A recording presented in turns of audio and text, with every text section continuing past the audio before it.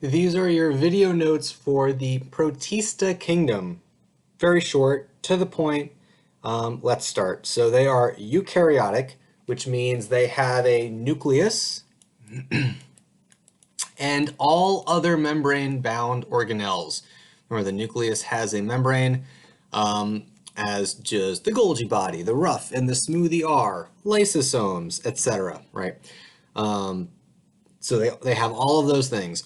Most are unicelled, however, there are some exceptions like seaweed, which is actually a multicelled protist, but most are unicelled. Some can be autotrophic and some can be heterotrophic. Some actually do photosynthesis, we'll see in a second, and some can't, right? Think of your Protista as like a catch-all to some extent. They're not animals, they're not plants, they're not fungi. It's kind of every other eukaryotic thing. So there is a wide variety and array of types of protists, and we're going to see how there are animal-like, plant-like, and fungus-like protists that if you didn't know any better might look like the single-celled version of some of these. But basically, your animal-like protista are your ancestors of your animals, plant-like of your plants, and the fungus-like are your ancestors of your fungus.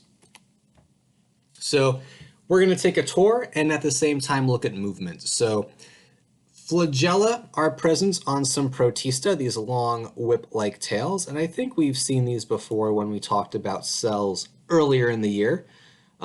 Notice that on an organism like this one, which is Euglena, it has a photoreceptor. It has this stigma. It's a very, very primitive eye spot, and it's a key feature when we're trying to figure out how eyes have evolved and the evolution of the eye. We like to say all the time that, oh, the eye is so complicated, it could never have evolved. This is how it happens, right? This is a very, very simple eye. You have a set of photosensitive cells at this point. There are more primitive examples and more complex examples that simply just detect light. And for this organism, being able to detect light is good enough for it to use that to swim towards it because it needs to have exposure to sun to do photosynthesis. It is photosynthetic. It would be a travesty for an organism that was photosynthetic to not be able to move towards light if it could help it. So natural selection has favored the evolution of the stigma, especially in photosynthetic organisms, right? This helps the Euglena maintain homeostasis because, again, it is making its own food. It is not consuming anything else, and is an example of a plant-like protist, a plant-like protist. It has photosynthetic abilities, so plant-like. There's the stigma. Cilia and, well, cilia is short little hair-like projections that manipulate the water movement immediately adjacent to the organism, and that can help it propel itself through the water. But cilia are common on some animal-like protista like the paramecium, right? So Leeuwenhoek, when he looked at freshwater samples, one of the things that he saw was paramecium. It's an animal-like protista, so it's not photosynthetic, and it is heterotrophic. It actually has a mouth pore, evolutionarily very, very early mouth, and it actually has an anal pore. It has the very beginnings of a digestive system, so a very incredibly one-celled and primitive digestive system. But you can start to see examples of different levels of complexity of features that we have. Like we have eyes, we have a digestive system. There are analogous, simpler features in other organisms. They live in fresh water, which means if you think back to hypertonic versus hypotonic versus isotonic, means that water is constantly going to be wanting to move in, right? It's going to be in a high concentration outside of the cell outside the paramecium. It's going to be in a lower concentration inside the paramecium because you've got dissolved solutes, you have organelles in here, you've got proteins and lipids, etc., right? So fresh water is going to move down its concentration gradient into the cell, and the cell will explode if nothing is done about it. So how come paramecium don't instantly pop, right? It's because they have a contractile vacuole. This is a freshwater adaptation. Thank you, natural selection. Because this basically pumps water out of the cell, right? This is an example of an adaptation in freshwater organisms that helps it maintain, in terms of water, homeostasis. Pseudopods are the third way that single-cell organisms can move around. We have talked about these before. This is your animal-like example again. There's another animal-like example, the amoeba. These little fake feet are created by extending cytoskeleton, actually, and the cytoskeleton pushes the cell membrane out and creates this false foot that can be used to drag itself forward or around in its environment. So I'll say these are cytoplasmic extensions of the cytoplasm due to building and deconstructing cytoskeleton. Again, cytoskeleton is just made of proteins. So there's your nucleus. Again, these are all protists, so they are all eukaryotic, and these are single-celled, animal-like amoeba. They also, by the way, they are freshwater, so they also have that evolved adaptation, the contractile vacuole that can pump water back out. All right, reproduction.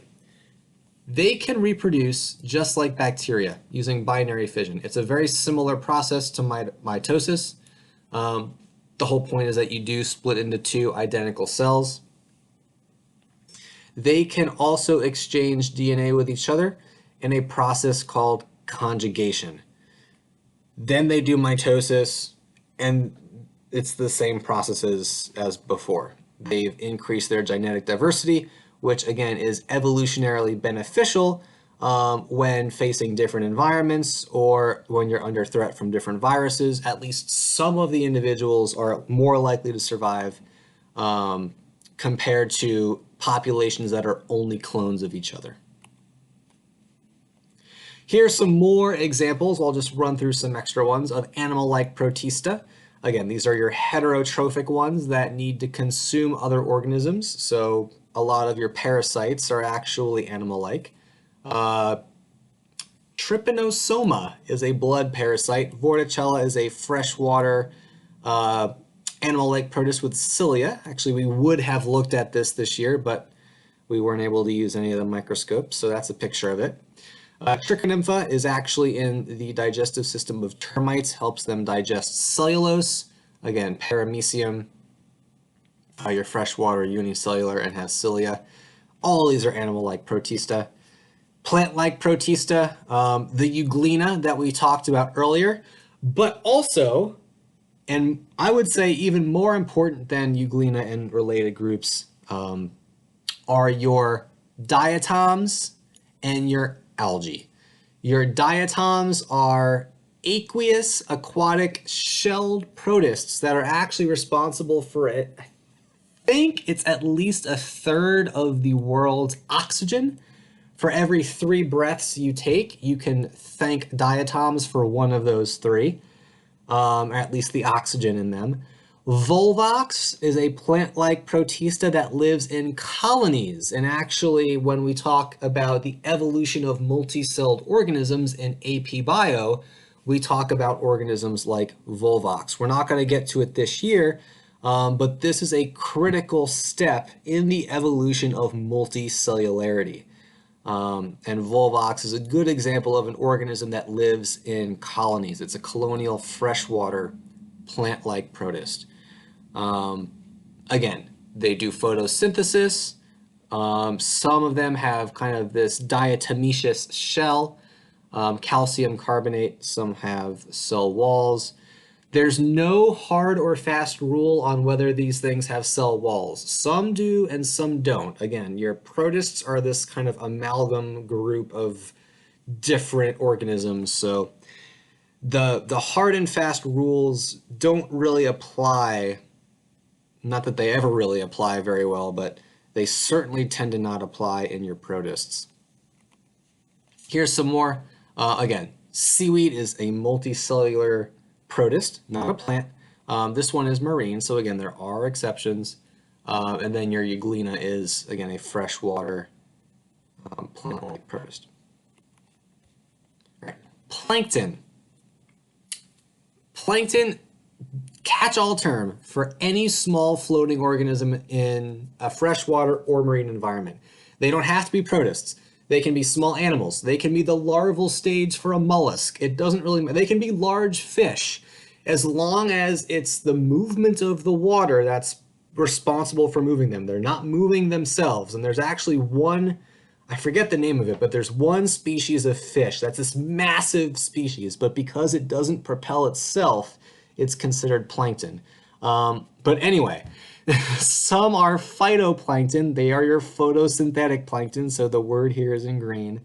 Zooplankton are animals, actually, your zootonic plankton. And that's why they can be crustaceans, worms, etc. The whole point, though, is that they float. That's how they move around. Your phytoplankton, again, your autotrophic.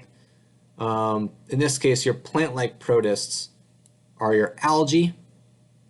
Algae is a protist. And your cyanobacteria. And actually, cyanobacteria are bacteria. So on this slide, a lot of the examples are not protists, right? Crustaceans and worms obviously are not protists. Cyanobacteria is not. But a lot of your protista are plankton. But then when we do talk about plankton, we have to also talk about everything else that could be considered plankton, right? But phytoplankton, including diatoms, give you most of your oxygen on Earth. They are incredibly important. They're the first organisms on this planet, including your cyanobacteria, to produce oxygen via photosynthesis. It's a 2 billion year old process. Here it is. You can actually see some of these blooms, these phytoplankton blooms from space. This is the Republic of Ireland and Northern Ireland. England and Wales and Scotland are over on your right. And there they are, and they're doing photosynthesis, and you can kind of see that greenish tint from the chlorophyll. The last group here is your fungal-like or fungus-like protista. Again, heterotrophic, decomposers, just like fungus. They don't do photosynthesis, they're not green, they don't have chlorophyll.